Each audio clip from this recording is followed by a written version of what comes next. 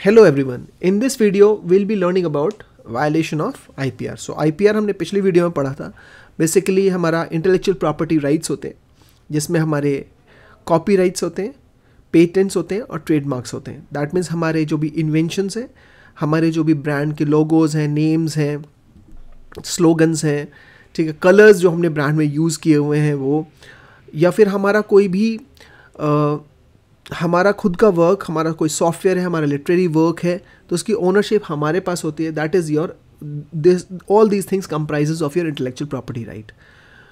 तो अब अगर इन को हम वायलेट करते हैं, वायलेशन करते हैं ये इंटेलेक्चुअल प्रॉपर्टी राइट को, so any of these things may happen. So first is your plagiarism. So we'll learn about what is plagiarism. Then we'll learn about copyright infringement and we'll also learn about trademark infringement. Infringement को आप violation word से भी replace कर सकते हो, copyright violation और trademark violation. Infringement is the synonym of violation. मतलब आप किसी चीज़ को break करते हो, rule को break करते हो, that is your infringement. Okay, so घबराना नहीं कि ये कौन सा नया वर्ड आ गया infringement. So it's basically the violation of copyright या trademark, that is known as your copyright infringement या फिर trademark infringement. So let's start with the plagiarism first. So plagiarism होता क्या है? So presenting someone else's idea और work as one's own idea और work is called plagiarism. तो definition से ही पता चल गया होगा कि अगर किसी और का आइडिया या किसी और के वर्क को हम अपना आइडिया या अपना काम बताएं कि ये मैंने किया है लेकिन है वो किसी और का काम या वर्क या idea, then that is known as plagiarism. So if we copy some content from internet but do not mention the source और the original creator, then it is considered as an act of plagiarism. हमने net से कोई content copy किया लेकिन हमने source नहीं बताया कि हमने यहाँ से उसको कॉपी किया है, ठीक है, then that is also a plagiarism. Further, if someone derives an idea or a product from an already existing idea or product, but instead present it as a new idea, then also it is a plagiarism. That means किसी और का idea है और उसके idea से हम अपना एक प्रोडक्ट लॉन्च करते हैं और ये बोलते हैं कि ये मेरा आइडिया है, then that is also a plagiarism. It is a serious ethical offense and sometimes considered as an act of fraud. तो इसको हम लोग act of fraud की कैटेगरी में डालते हैं legally.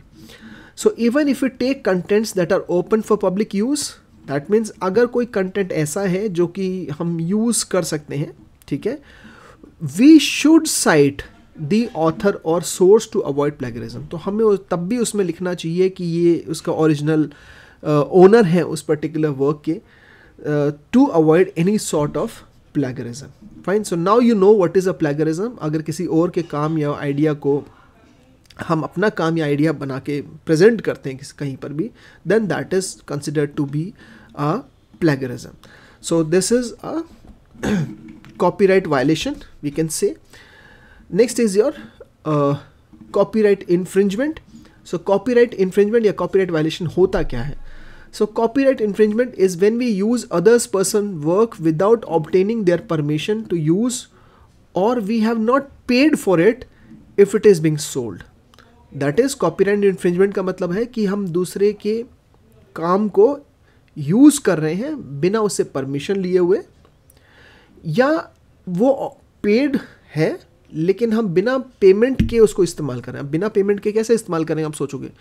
बिना पेमेंट के, जैसे कि आपने देखा होगा कि बहुत सारी मूवीज़ यूट्यूब पे आपको नज़र आएंगी.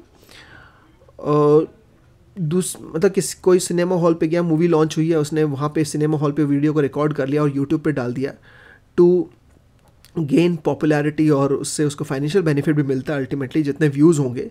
दैट इज़ कि वो है किसी और का वर्क लेकिन दूसरा बंदा अपने उसको डाल के और मॉनेटरी गेन्स कर रहा है, then that is a copyright infringement. ठीक है. So we have not paid it and we are using it, तो हम भी उसमें कैटेगरी में आ जाते हैं कि बिना पेमेंट के हम उसको यूज़ कर रहे हैं, then that is also copyright violation. कोई सॉफ्टवेयर ऐसा है जो मार्केट में मतलब वो कॉपीराइटेड सॉफ्टवेयर है, हमें उसको पे करना पड़ेगा यूज़ करने के लिए, लेकिन हम किसी दूसरी वेबसाइट पे जाते हैं, उसको फ्री में डाउनलोड कर लेते हैं, उसका क्रैक्स मिल जाते हैं हमें, we use that particular software, then that is also copyright infringement. Okay, now suppose we download an image from the internet and use it in our project. But if the owner of the copyright of the image does not permit its free usage, मतलब जो उस image का owner है वो free permit allow नहीं कर रहा है free usage, then using such an image even after giving reference to the image in our project is a violation of copyright. Please do remember that कि अगर हमने कोई नेट से डाउनलोड की इमेज अपने प्रोजेक्ट में और उसके ओनर ने कॉपीराइट मतलब वो परमिशन नहीं दे रहा है कि हम उसको फ्रीली इस्तेमाल कर सकें, तो अगर हम उसका सोर्स भी दे दें कि भाई रेफरेंस भी दे दें कि भाई यहाँ से हमने डाउनलोड किया है, then also it is a violation of copyright. Just because it is on the internet does not mean that it is free for use. Hence check the copyright status of writer's work before using it to avoid copyright infringement. तो हरदम कोई भी material हम use करते हैं net से तो we should check whether it is a copyrighted material or it is a free material. आगे हम इसी में देखेंगे कि फ्री मटेरियल भी होते हैं बहुत सारे जिनको हम लोग GPU मतलब आपका GPL लाइसेंस बोलते हैं, तो विल सी दैट ऑल्सो.